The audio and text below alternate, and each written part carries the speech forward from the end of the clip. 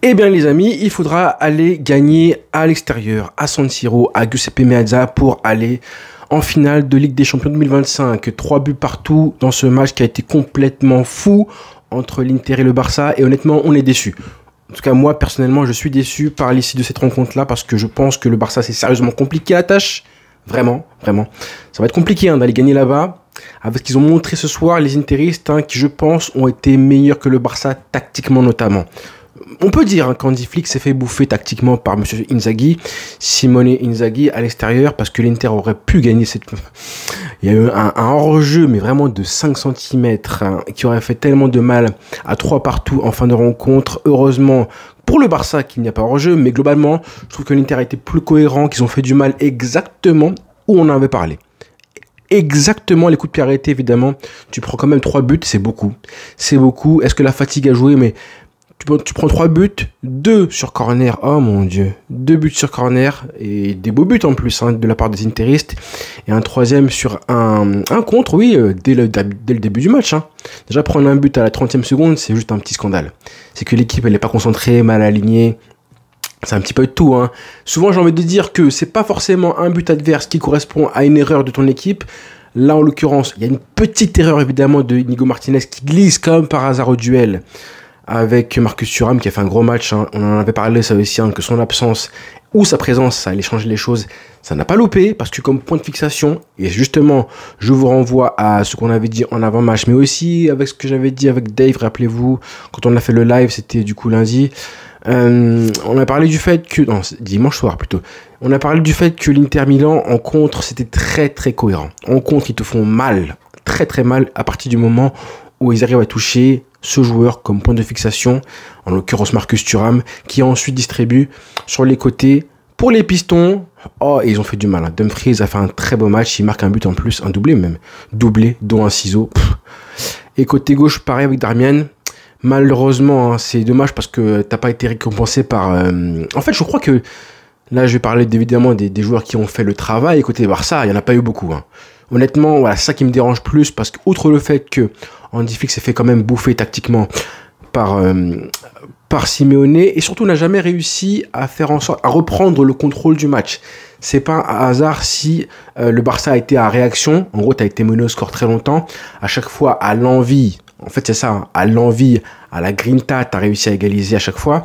Mais tu n'as pas réussi à, quand le match était posé, vraiment posé, à chaque fois quand il y avait égalité, à 2 partout et 3-3, tu n'as pas réussi à prendre l'avantage. Parce que justement, là, on n'avait pas de réponse côté Barça, on n'avait pas tactiquement des réponses à comment fissurer ce bloc-là, à part individuellement, à part les différences de Lamine Yamal, qui a été franchement extraordinaire. Et je suis désolé pour lui, ça me fait de la peine parce que ce match-là, il doit le terminer avec une victoire déjà, un doublé au moins un doublé, plus une passe D.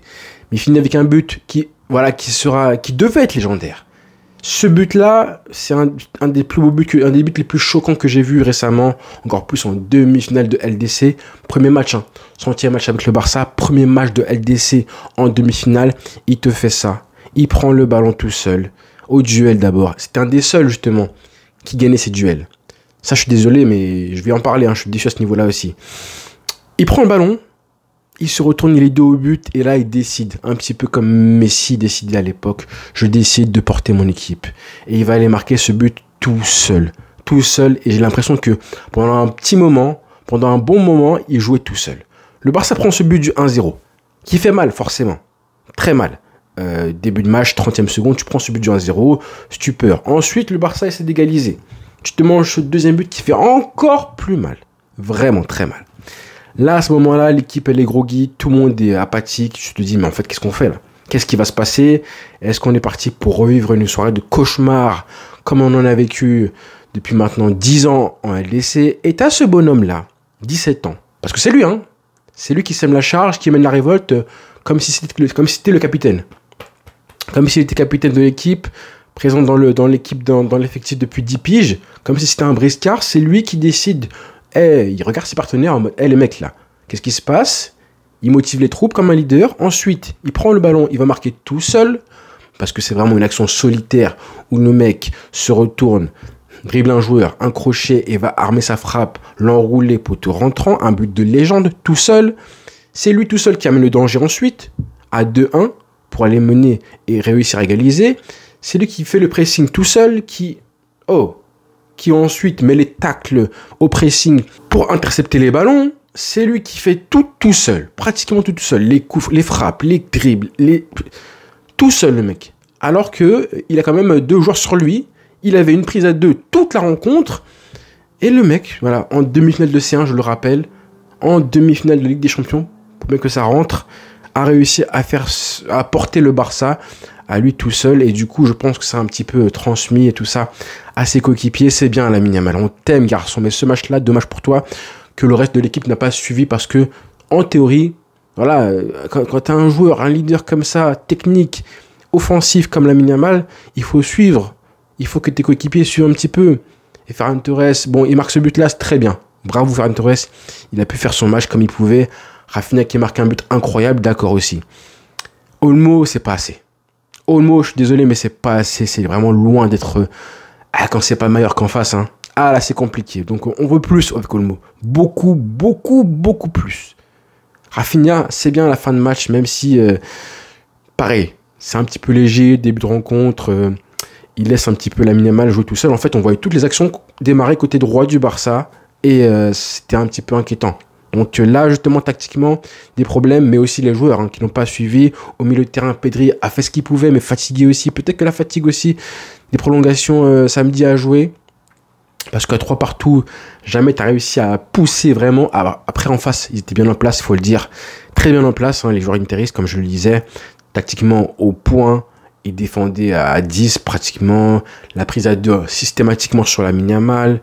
Dans l'intervalle, au milieu du terrain, on a vu personne. Frenkie de Jong en mode yaourt nature, pratiquement pendant 1 heure, une fin de match intéressante, mais globalement très discret. Pedri, comme je disais, et Olmo, vraiment introuvable. Rafinha, à peine mieux malgré sa passe décisive.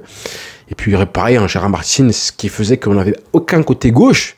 Gérard Martin, à la mi-temps, tu sors encore une fois et obligé de mettre un Inigo Martinez et tu vois pas la différence. Hein. Tu ne vois absolument pas la différence parce que Gérard Martin, trop soft, trop yaourt nature aussi.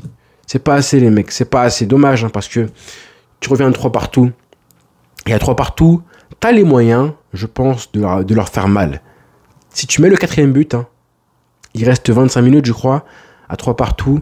Et si tu mets le 4e but, je pense que ça aurait pu être le moment, le tournant du match pour ensuite mettre la tête de l'Inter sous l'eau. Malheureusement, il n'est jamais venu ce 4e but. C'est dommage parce que tu marques sur des actions qui ne sont pas des actions. Hein. Le premier but, c'est évidemment l'exploit individuel de Lamine Yamal. Le 2e but est magnifique, collectivement, c'est vrai. Et le 3e but, c'est un but qui vient de nulle part avec une frappe-passe de Rafinha. Dommage que, Sommer la touche du bout des doigts. Elle touche la barre ensuite. Et heureusement qu'elle retombe dans son dos. Donc du coup, 3 partout, le bruit de la barre transversale, les amis, incroyable. Dommage pour Rafinha qui ne sera pas accordé pour lui, ce sera un CSC. Quel dommage, parce que Lamine Yamal, il mérite la victoire ce soir. Il mérite de marquer un doublé. Il touche 2 fois le montant, dont 2 fois la barre, 2 fois la barre, dont une action incroyable en début de rencontre après son but. Il y a 2-1, c'est lui qui te porte l'équipe sur son dos. Individuellement, il te fait une action, un crochet, encore une fois, sur Di Marco.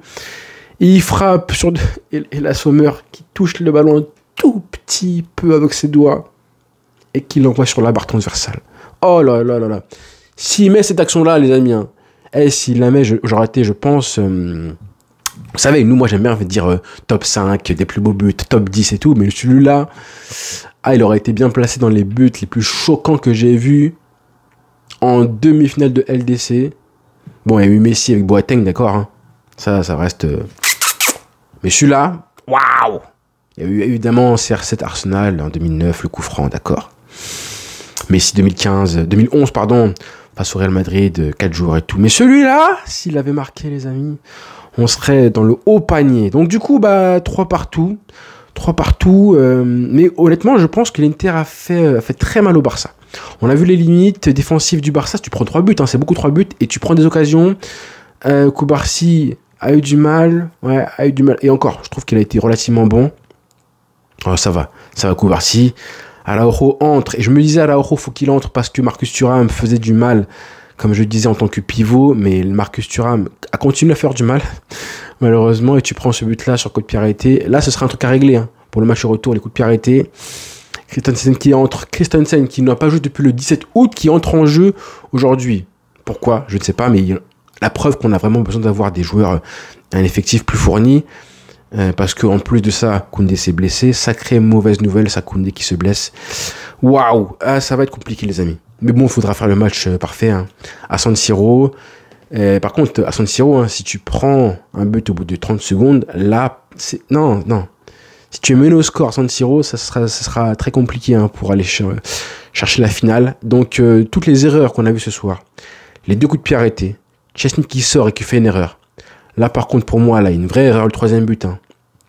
Là, comme je disais au début de vidéo, que souvent, une erreur, enfin, le but adverse ne vient pas forcément d'une erreur de ton équipe. Là, en l'occurrence, Chesney, ce qu'il fait, c'est mauvais. Il n'a pas été bon, Chesney. Hein. Il n'a pas été rassurant du tout ce soir. Franchement.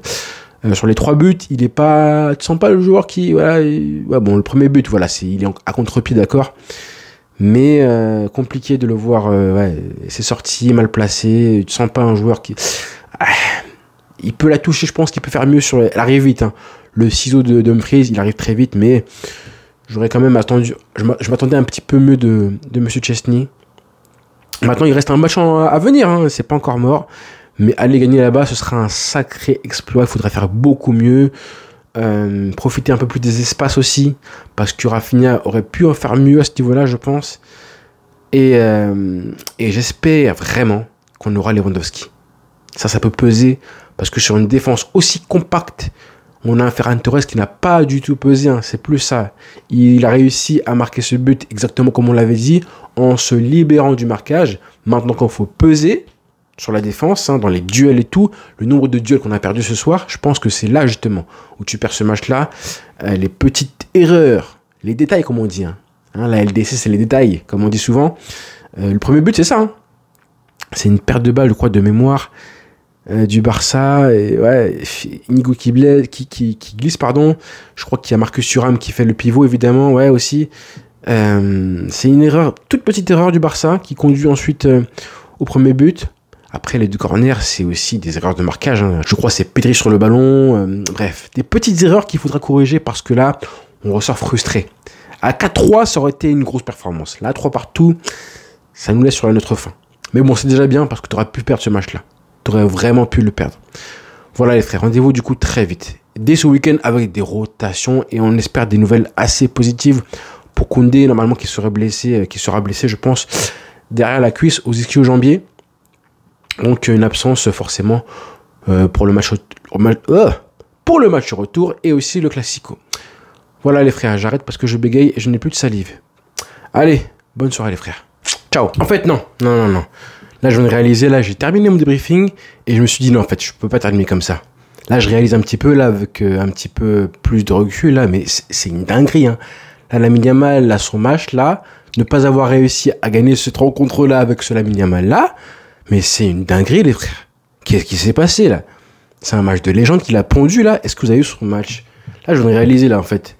Son but, c'est incroyable. Ses prises de balles, 2 joueurs sur lui, systématiquement, le pressing.